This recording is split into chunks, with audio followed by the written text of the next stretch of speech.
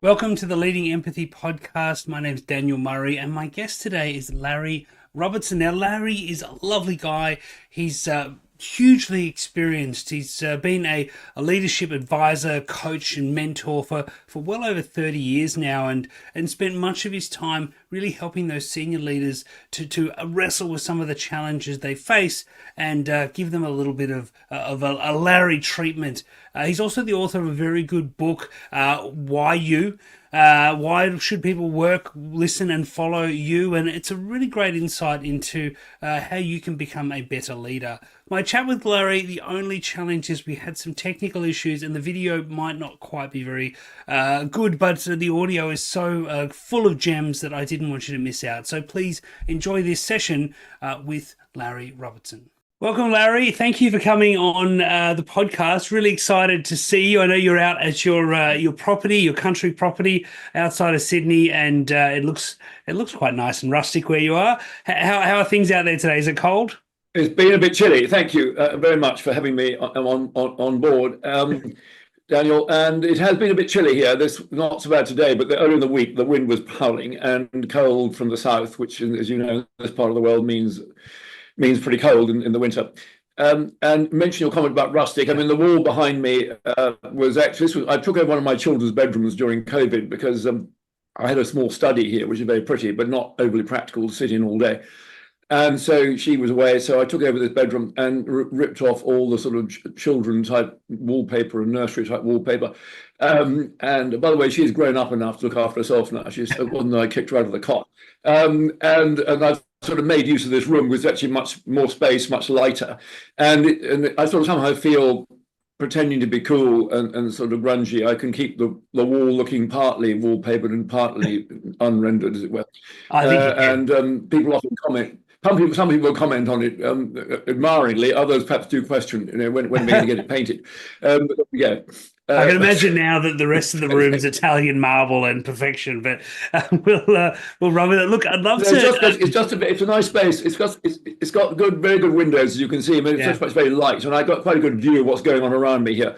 Whereas the study I have, because this part of this property goes back to the early 1800s, it's pretty old for Australia. And at least certainly, if you like, European Australia. And so I love the study. It's very pretty, but it is a bit dark and small. So here I can actually see what's going on. I can see people arriving at the house. I can see what's happening out in the garden and some of the buildings beyond, which is quite useful. Anyway, it's very nice to be with you, and thank you again for the opportunity to chat. A pleasure. Look, I'm really interested because you've had such a long and established career as a coach and as a mentor and supporting very senior people. But this sort of journey, it looks like it started back in the British Army. Is that right, with the Irish Guards? Tell me a bit about that experience and what did you learn back then in that time? Yes, my first career was in the British Army. I have to say, I joined the army without any real expectation. Either of going to join the army or indeed them with me, I suspect. And probably the most surprised of all was my father, who had been a bit of a war hero in the Second World War, like many people's parents of our generation. And he was quite a tough guy, frankly, and I was his youngest son. And I think he was rather giving me up, having not worked that hard at Cambridge University.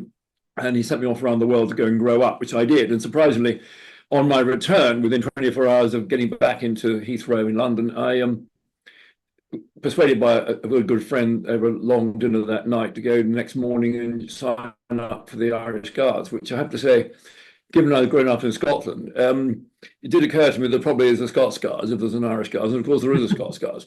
I've just forgotten about that at the time, and so by then it was too late because I was already in the Irish Guards. But breaking that to my father took a bit of courage, but he did laugh. He did laugh as I told him on our property in the Highlands of Scotland that I just joined the Irish Guards. He was quite amused. As I say, he was a sailor, so he wasn't that fussed about really what regiment, but he was just, I think, delighted. And it taught me so much. I think it taught me teamwork, it taught me collaboration, it taught me making decisions, it taught me that I didn't know everything. And I think a lot of when we're young guys with reasonably educated, in my case, pretty well, had a very privileged upbringing in many ways. There's a bit of sort of, somehow one's God's gift to everybody. And I think that got knocked out of me quite quickly in my very early 20s out of Sandhurst, and then as a young second lieutenant, first posting Hong Kong and then with Central America and then other parts of the world. and just working with people initially who were just far better soldiers than me. I mean, they may not have the Queen's English that I had, and they may not have, say, the privileged education, but I realized quite quickly that these young men had all been in uniform 2 or 3 years longer than me, some or more. My platoon sergeant, the number two, probably 10 years or more, and whereas they're far smarter soldiers, far wiser soldiers, far more experienced soldiers. But because I had the commission on my shoulder, this sort of pip, if you like, or this star, the Queen's Commission, everyone called me sir and listened to me. Yes, I know, so, and saluted. But it also occurred to me very quickly that I needed to seek their input. And so I've never been frightened to ask for help. I've been frightened to put my hand up and seek people's opinions. I come across people sometimes who are reluctant to do that. But I've said to people all along, well, none of us succeed on our own, and we need to be able to engage with people and make them feel safe enough to speak up if they're perhaps more junior or younger, and have the confidence to speak to people who are more senior than us or older than us and seek their thoughts, seek their advice. And in my case, in my experience, most people are very comfortable to do that both ways. Why? Let's explore that a little bit, because it's something I see a lot. I know it happens far too often, particularly when maybe you're in that position, you're fairly junior or young or inexperienced. You find yourself in a position of hierarchical authority and leadership. Why do you think many people do default to not listening? They don't practice that humility. They sort of instead almost become more hardened in their self-confidence, even though there's little evidence to suggest that should be there. What do you think drives that in people? Or what have you found drives that in people with people you've worked with over the years? Just to clarify, Daniel, are you talking about the people who are in charge or the younger people? Well, I mean, sometimes it's both, but yeah, like if you're let's say we're a person who's found themselves in a leadership position where they feel a little bit underexperienced, undercooked, a bit threatened, and then instead of being humble and asking for help, they tend to have a slightly different reaction. I guess what's your experience in seeing that reaction? How would you describe it, and what do you think drives it? Yeah, I think it's a good observation, and certainly I have come across that quite often. I don't know what it is. I think partly they're probably quite smart people. They're quite clever. They technically prove themselves, and they've done that probably on their own bat. So there's a sort of sense, I think, that they feel, well, I'm not saying that they would feel it consciously, but somehow there's a sort of have a belief that somehow they're smart and probably therefore apparently smarter than people in their team, let's say. And therefore they have a right to be in charge and a right to have a view and not counsel those around them. So even with their own team, they're not necessarily great, some of the people I come across, at engaging others. And I said earlier, as I learned quite quickly as a young second lieutenant, being able to connect with your troops, inverted commas, your people, and encourage them to speak up, seek their opinions, seek their thoughts, seek their ideas. You don't have to accept them, but at least seek them out, encourage them to put their hand up and voice up and speak up. And so I think I've come across people reluctant to do that a bit.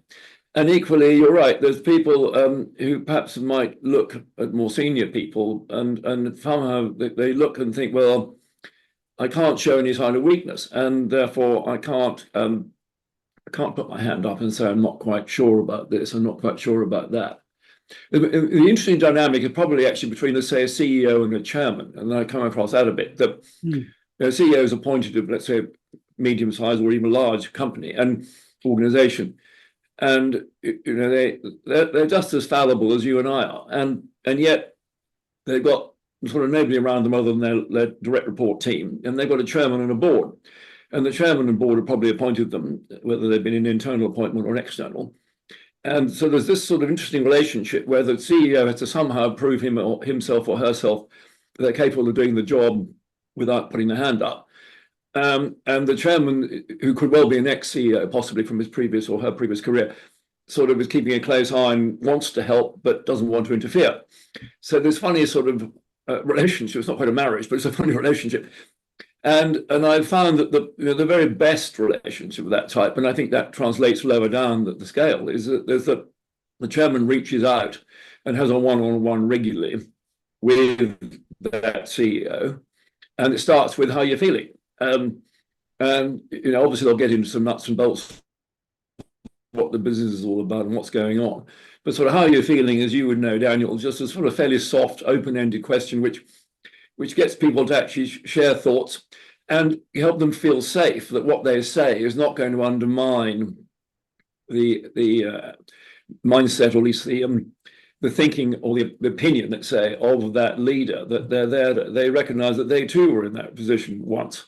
And that their job now is to help enable that person to step up, have the confidence to move forward, make decisions, and take their team or their business forward. So I think it's a sort of two-way process. The leader has to reach out and connect with his or her reports and have these one-on-one conversations, encourage them to open up, to share maybe some insecurities that they had when they were a bit younger. And equally, the younger person, let's say, or the more junior person, has to have the confidence to recognize that they can't do it on their own. And as I've said to many people, it takes guts to be humble. It takes guts to admit you don't know it all. But put your hand up and just say, can I seek your thoughts? Can I seek your advice? And it's extraordinary how people are happy to give advice. I do it. Yeah, and I think this is a really interesting thing, because you're exactly right. I think when someone comes to us and asks for help with something because they would love some advice or some thoughts, rarely do we think, oh, well, that's terrible that you're asking for advice. That's horrible. We usually feel quite flattered that they're asking us. And I guess that'd be interesting. Your transition, I guess, from being in the army and being in that sort of environment to then being that coach and mentor and supporter and advice giver in some senses, or supporting people's journeys in that executive world. How did you make that transition? What sort of got you to take that step? Yeah, thank you. I spent 6 years in the Irish Guards and became a captain. And my last job, the last 2 years of my career in my mid-20s, taught me very quickly that I either wasn't smart enough or ambitious enough or confident enough to become a general or a field marshal. My last boss was actually a field marshal. He was a very famous man at the time, and he was the chief of the defense staff. And somehow or other, I found myself being promoted to be his aide-de-camp, ADC, and sort of a general factotum, and went everywhere with him. We went to Downing Street across the road from the MOD in London. We went to the Pentagon. We went to NATO headquarters. We went all over the world. We even came to Australia on a special visit. It was an extraordinary world. I mean, it was just really incredible, really, for somebody in my age 24 to 26 as I was. But it exposed me to very, very senior people who are very successful people, both not just in the military, but in the diplomatic world. We stayed in several embassies and met many ambassadors. We met heads of state, and attended lots of meetings and dinners and all that sort of thing. As I mentioned, Downing Street, the Prime Minister, Pentagon, the Joint Chiefs of Staff, the equivalents in the military there, and so forth. So I realized that actually these people, while I need to be respectful to them, they were human like the rest of us. And actually, they forgot things. They had a sense of humor. They occasionally lost their temper.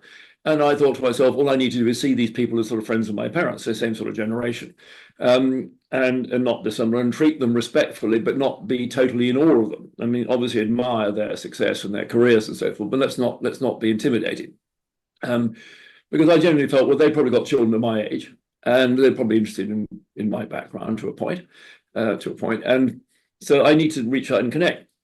And so when I decided to move on from the army, and very kindly the military wanted to keep me there, but I left. And because I always knew that, as I said, I was not going to probably get right to the top of the military. So we got as far as, I think, I was talking about the army, and I was talking about the role I had as chief of defense staff, and that I realized I was not going to become a general. But I had this sort of thespian streak and a creative streak in me that was always intrigued me a bit. In fact, I played with a bit dramatic theatre and so forth when I was younger.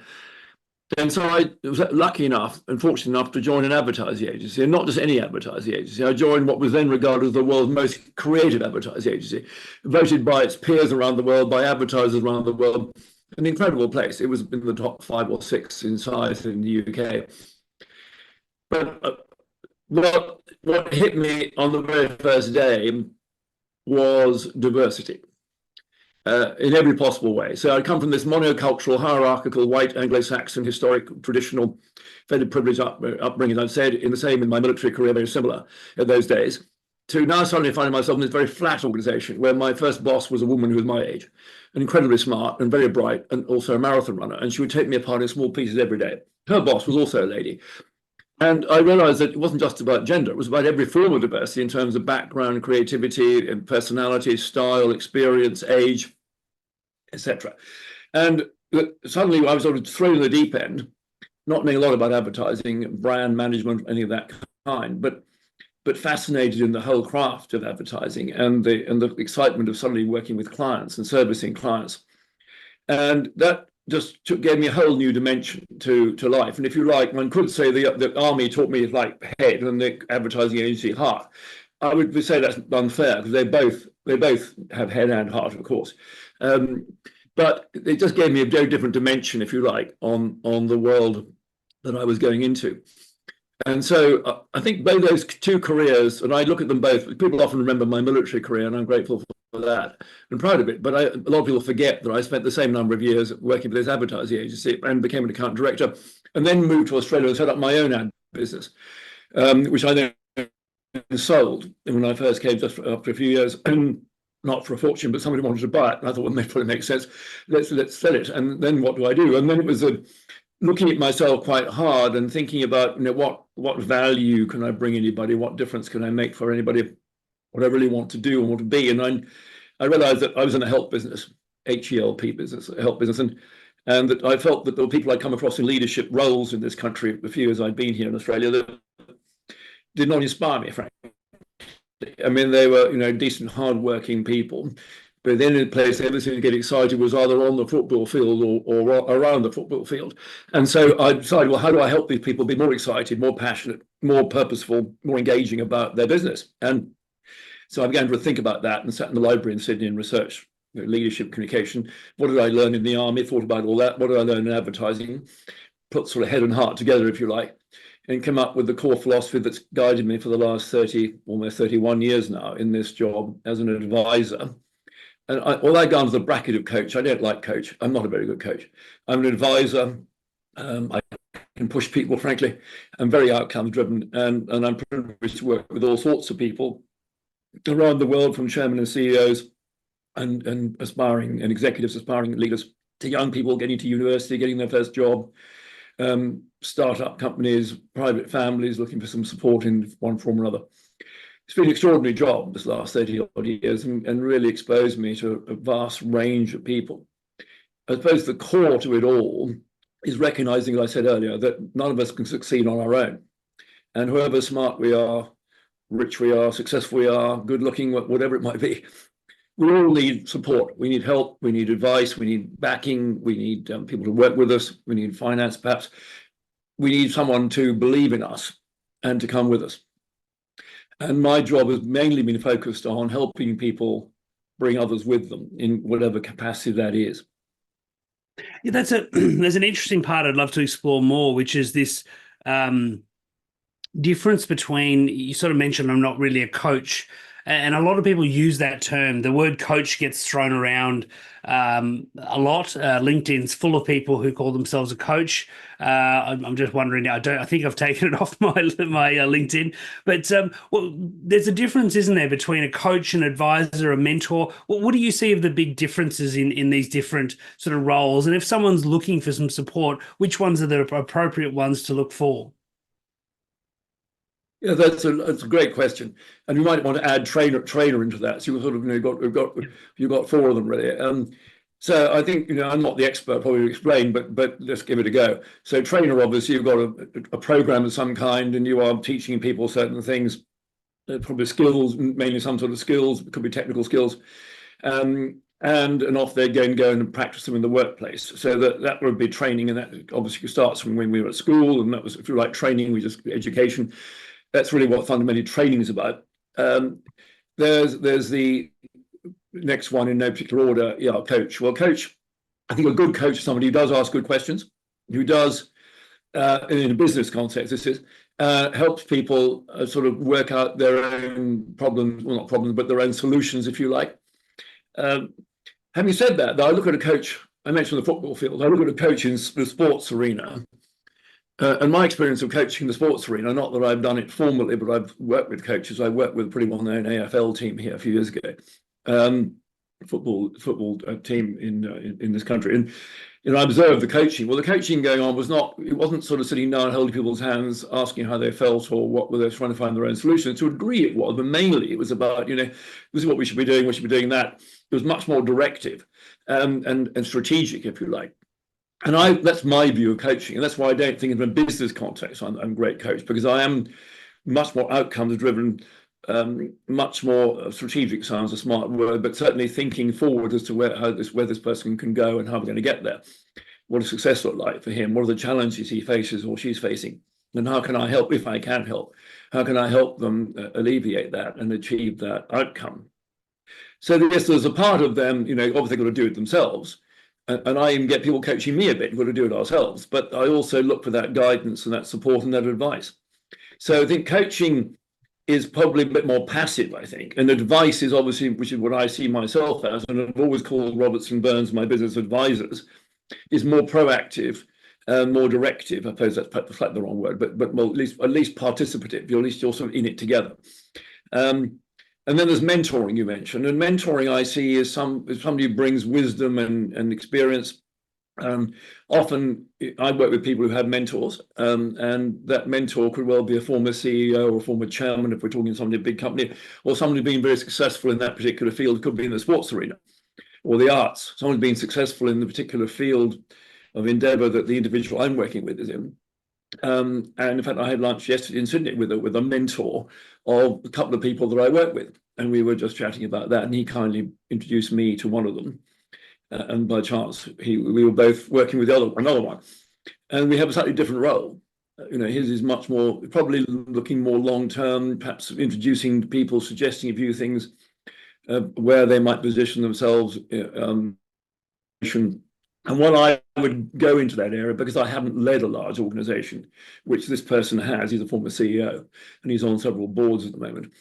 He has that experience of being able, look at it from inside the boardroom point of view, inside the CEO's office.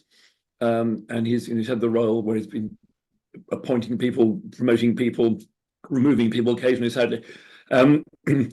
And watching, and he himself has gone up through the ladder in an organization like that, which obviously, as a young army officer, even to the level of captain. And in my ad business, I clearly have not had that direct experience.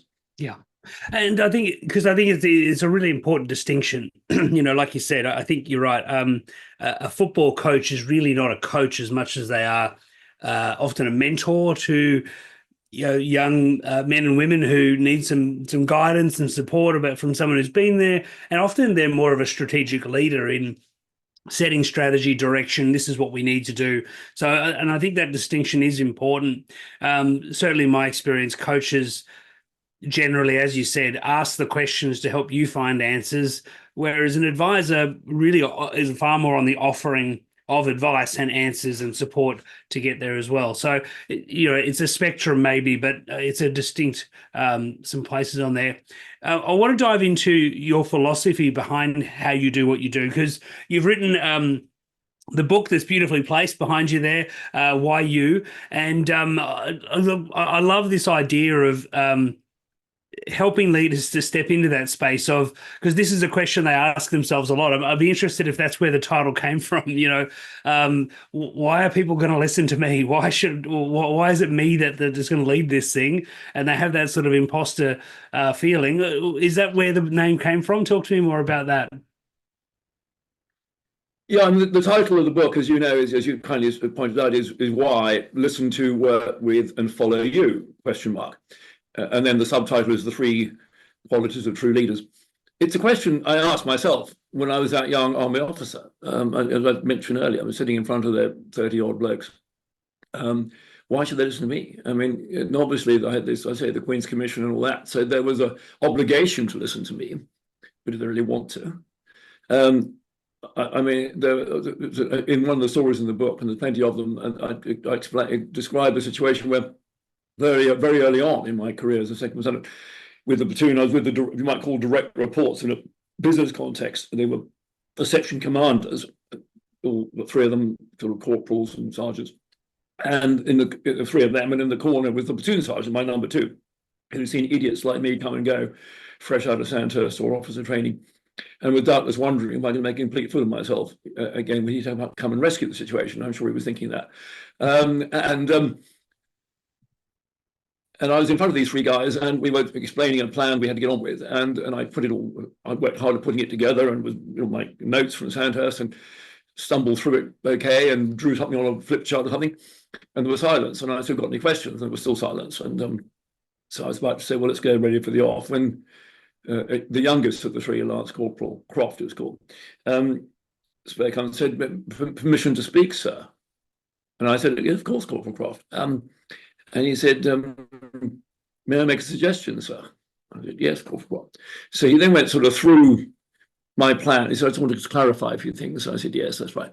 And he said, "Perhaps if we thought about it this way." Anyway, he made some suggestions, which actually rewrote at least half my plan, frankly. And it occurred to me quite quickly that probably made a lot more sense. So we're less likely to get killed. And so I said, "Well, that all makes good sense to me, Corporal Croft. Thank you for that.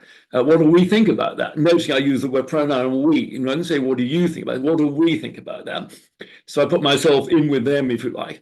And the other two sort of were silent, but sort of could see the sort of slight nod, and the look on their faces told me they were in agreement with their colleague.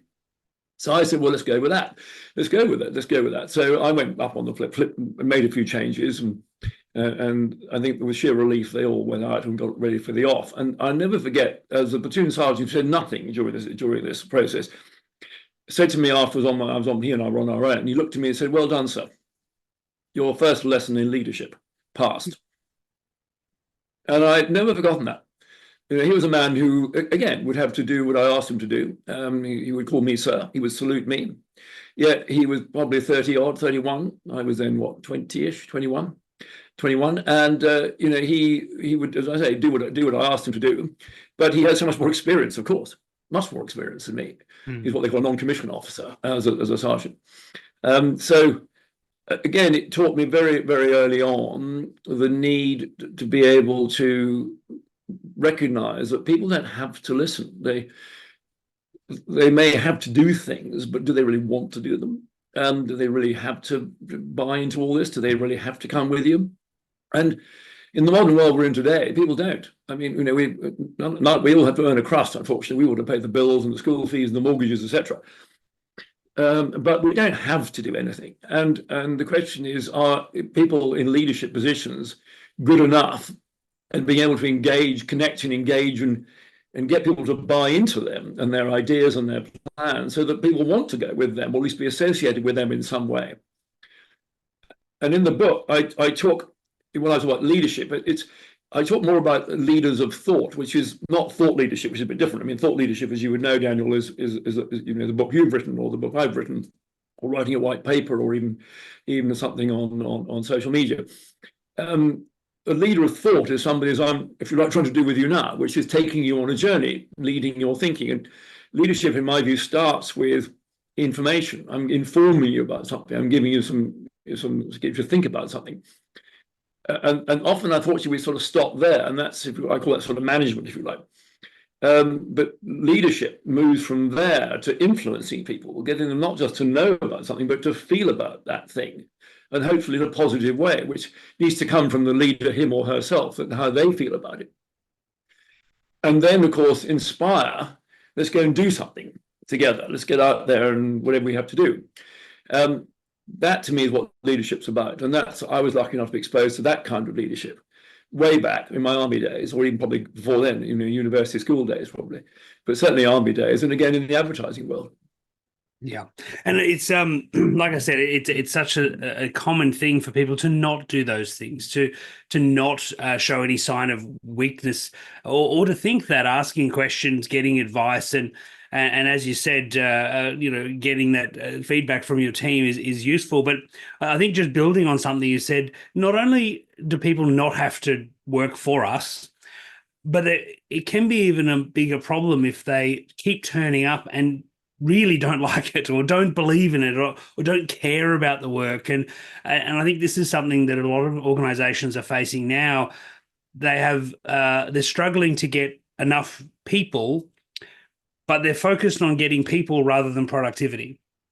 And what they need is more productivity. And sometimes the key to unlocking productivity is actually just getting those people to really believe in what they're doing a bit more, which again comes back to the power of leadership, which is, I think again where that your book comes into giving so much support to people around, why would they listen to you? Why should they listen to you? What have we got to do, and how do we position ourselves to be the leader that can turn that productivity dial, can ignite that passion in people to help them? And I know you have sort of three. You mentioned the three qualities. Can you unpack at least give us a preview of one or two of those qualities and how they work to actually create that movement and that action? Yeah, well, thank you, Daniel, for that. Yeah, I mean, when I sort of sat down and thought about wanting to help people in leadership positions be better leaders, which, as I touched on earlier, was sort of, if you like, the output of my thinking and analysis and of my own strengths, such as I have of any, and lots of shortcomings, but my experience generally, and also what I just felt I wanted to do when I was put in this world to do, and what got me excited. And I thought, reflecting on leadership that I'd experienced, as I touched on earlier, inspiring leadership, if you like, leadership from say schooling, university education, and obviously military, and then advertising. It was really all about, if you like, emotional connection with purpose, with sort of clarity of purpose. And so I sort of realized that the sort of two lenses we needed to look through were sort of clarity and humanity. To me, those are the two sort of lenses that I look at everything through. Clarity, what we're trying to do; humanity, how do we get people to come on the bus with us? And it was sitting in the State Library in New South Wales or Sydney, which I mentioned, that when I began to research leadership and think about it, and looked at leaders from the Greeks and the Romans right through. I looked at the presidents of the United States, or Churchill, of course, and other lesser-known people, Mandela, who've just been released from prison, people like that. And I realized that character was critical. But so the first of my three principles that sit under those two lenses, if you like, the first principle, the first quality of true leaders, which I define in the book as AQ, which is a bit cute, as I say, a bit punning on the quality, the Qs, EQs, and IQs, but the AQ is your authenticity quotient or quality. How much of the real you are you really bringing to your work every day, to your office or your workplace or the factory floor every day? Who really are you? Just bringing the I'm in charge you, or you're bringing the I'm the boss you? You're bringing I'm technically smart you? Are you bringing the manager you, which most of us can easily do, and as I referred to earlier? So which you are you bringing? And is it what I call the appropriately authentic you for that particular situation? And what does that look like? And what does that entail? And it needs, obviously, it's certain understanding, self-awareness of oneself, of what one's strengths are and weaknesses or shortcomings, and where we go under pressure and all those things. It's also recognized for me the four fundamentals of authenticity in my language, which are around characters I've touched on, the most fundamental character, but confidence is another, having enough inner confidence, but equally winning the confidence of others, but coupled with that, obviously, humility, as I touched on in my own experience. Confidence, competence, yes, capability, one's own technical skill, bringing that to the fore, and then consistency, living up to promises, doing what we say we'll do, upholding values and the like. So, trying to help people understand that people as subordinates, employees, team members want to see, if you like, the whole of, the best of, the most of their leader. They want to feel the characteristics in play. They want to feel whether it's humor or humility or courage, or ability to connect. Just they want to feel that person's really there in the reality of them. And often when I work with people, I say, if your wife, husband, boyfriend, girlfriend, or mother or father were watching you in the workplace, what would they say tonight at dinner with you? Yeah. Is that the you they know? It may not be what you're doing or even what you're talking about, but they'll tell very quickly, that you're on your game, that you are being the person they know very, very well. They've helped bring up, or they've married, or they live with, they've supported. And is that the person they know is perfectly capable of engaging people, perfectly capable of making decisions, perfectly capable of getting people together and doing things? but somehow what's happening in that workplace doesn't seem to be the real you. So that's the first one. Another one is one you're more familiar with, obviously, what I call the EQ, or the empathy quotient or quality, and which is obviously a bit punning on the emotional intelligence. But emotional intelligence is all of this, but I'm just put them in my three things, because most of my focus in this book is leadership communication, if you like. I'm not trying to write a manual for Harvard or some business school. So I don't get into I do talk about strategy, but not in very great detail, or operations, or organizational sort of structure. I'm not really into that. It's much more around how to get people to engage others in a way that the others want to listen, want to come with them. So the listening is really on that trust, it's on that authenticity. That's the who you bring, the how you come across, the how you engage, the how you listen, the how you connect, how you behave, all those things. Is really around the empathy, as you would know. What's the feeling you're creating here? That people go away, feeling valued, feeling appreciated, feeling part of something, feeling part of the team, let's say. Feelings I tried to do with that young Corporal Croft in Hong Kong all those years ago, make him feel safe to speak up. And by using that word, that pronoun we, suddenly, I was metaphorically in the trench with them right there and then, having sort of stood in front of them. I was now with them. So that sense of we. And the third one, of course, is the IQ, my intent, which is much more around what are we trying to do? What does success look like? How are we going to get there? And the commitment to deliver on that. I think I want to touch on the authenticity, because I think, again, it's one that when I work with leaders, I'll often ask them, how are you showing up? What attitude? How are you walking through the door? How are you answering the phone? Is there a consistency? And sometimes people will say, but isn't that being inauthentic? If you're trying to think about how you're going to feel, aren't you creating a feeling? And I'm keen to get your advice. Usually my perspective is all emotions are fine, but they're not always useful in certain situations. If you want that, if you think that it's an appropriate emotion, then maybe let it drive. But if you don't think it's going to be a useful emotion, then maybe you want to step in and play with that a little bit. I'd love to get your thoughts in that. So is that a question you come across? People saying, but if I've got the shits, can't I just have the shits? I don't know. What do you see in that sort of space? Well, again, I use this phrase appropriately authentic. It's I talk about it in the book, and I use that deliberately because there are different shades, if you like, of Larry or Daniel, and if depending on what's going on around us, the circumstances, you say something goes really wrong, somebody lets somebody down, somebody is in tears, somebody's had a great success, how to respond to that situation needs to be appropriate. And so one needs to be very aware of what's going on around us, and obviously very aware about one's manner, demeanor, thinking process of how I'm going to respond.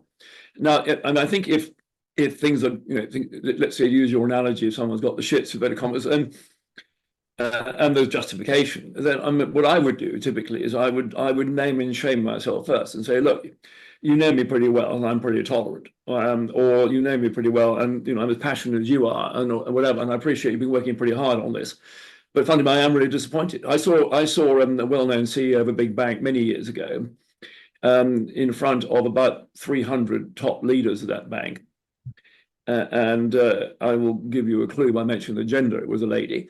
I saw her. I was in the room, and she actually let fly at these people.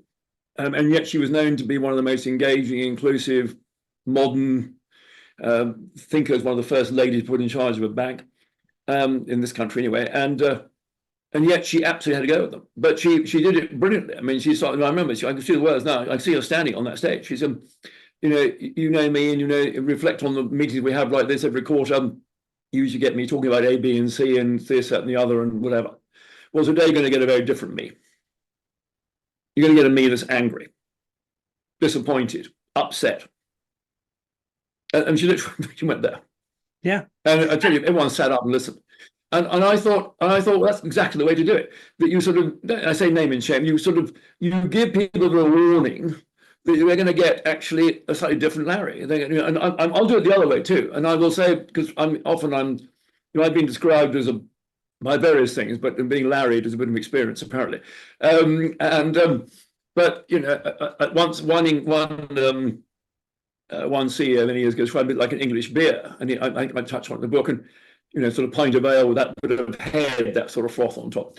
And he said to me, he said, you have to watch out a bit, because that sort of hail fellow well met, upper class British twit, sort of engaging, friendly, smiley Larry can worry some people, because we're a very engineering based organization and very matter of fact and black and white, and not necessarily that person, someone of your background and the way you come across. Once people get to know you, they see there's a lot of substance, but often they get all this froth, if you like, or this head all over their face, and they can't cope. And I said, I'll often do that. And so, look, I can hear myself getting excited about this. So I might do that in a meeting. So I can hear myself getting excited about this, and let me explain why. Yeah. And so, I will again warn them and say, because they may be thinking, oh God, Larry's off on one of his tangents, or hey, where are we going with this now? And I will do that in front of quite serious-looking, besuited, mostly men, some of the women, in a boardroom type situation. And I'll show you probably hear me. I'm getting quite excited about this, getting quite energized about this, and let me explain why. And then that gives me permission, if you like, to go off at a tangent, or to be the either the angry or the excited or the emotional, or whatever it is, person. I suspect that comes from your advertising background, right? From that idea that I want people to have a level of certainty or know what's coming, so that it doesn't feel jarring, or it doesn't feel, as out of the blue or unsettling sometimes when we're communicating. And I think that's a great tip. I know the book's probably full of tips like this, but just that idea that, if I'm feeling a different way, and therefore they should expect a different version of me, but they're not expecting it yet, it's a pretty good idea to at least give them a bit of a warning or a bit of a preface that this is what's going to happen next, and it's not going to be the usual. I think that's great to reduce that level of uncertainty, because one of the things that really breaks trust are those Jekyll and Hyde leaders who are, you never know what you're going to get. Yeah. One day they're great, one day they're a nightmare, and that uncertainty really reduces that trust. I love that tip of maintaining trust in those uncertain times. Yeah, well, thank you. As you know, my business is called Robertson Burns, and sometimes thinking of Jekyll and Hyde, I can sometimes move from Robertson to Burns, and often Burns is usually the good guy, by the way. He's usually the good, and often clients say to me, "Can you send Burns next? Can you send Burns next time?" As you know, Burns had never existed, but can you send Burns next time? I think we've had enough of being Larry and Robertson. So. I think it's great. I think that's great. Look, Larry, I'd love to ask you a few of my empathy card questions. As I said, these are sort of, they're just thought starter questions. We often give these out at conferences and events just to get people on tables having a bit more of a conversation other than, so where do you live or where do you work? Maybe we'll start with what advice would you go back and give a 10-year-old Larry? Yeah, that's a lovely question. And I think back to my 10-year-old days. I think it's hard to be, looking at it through the lens of an adult, and particularly an adult of my age, one wants to avoid being sounded like an adult. That's the problem. I mean, you've got to be an adult, I guess, but it's very easy, at one's age now, to look back 50 years or something and give them what might sound rather pompous or somehow intangible. But I think what I would say is, just always do your best. Try to focus. When you're doing something, try to focus on it and get it done as best you can. And if you're struggling, seek help. Don't be frightened to seek help. Yeah, look, I think that's great advice for a 10-year-old, a 50-year-old. I think it's great advice for many people. Larry, finally, I think this could be an interesting question. Who's someone you really admire and why? Well, there are many I've had the privilege of coming across, some I've worked with, as I touched on earlier. I mean, whether it's military background, even the advertising world. And in this current role, I mean, I'm privileged to meet lots and lots of different people, many of whom are admirable in many, many ways. I mean, some not so, I have to say. Some need a kick in the pants. Some one really wonders how they've ever got near the job they're in. Some have just been over-promoted. But probably the person that I think that sticks out for me, and probably most people in the world, I think, if we're being honest, never met him, but is Nelson Mandela. There's somebody who had a firm belief all his life. He was a trained lawyer and a smart lawyer, and a very firm belief about injustice and so forth in the era of the apartheid time in South Africa. And we know, went to jail for his beliefs, and for lots of his life in jail, but never gave up, never lost confidence, but never took himself too seriously. And I think that's one of the great secrets of leadership, is not take yourself seriously. In fact, as you can probably tell already in the short conversation, I don't take myself seriously. I never have done.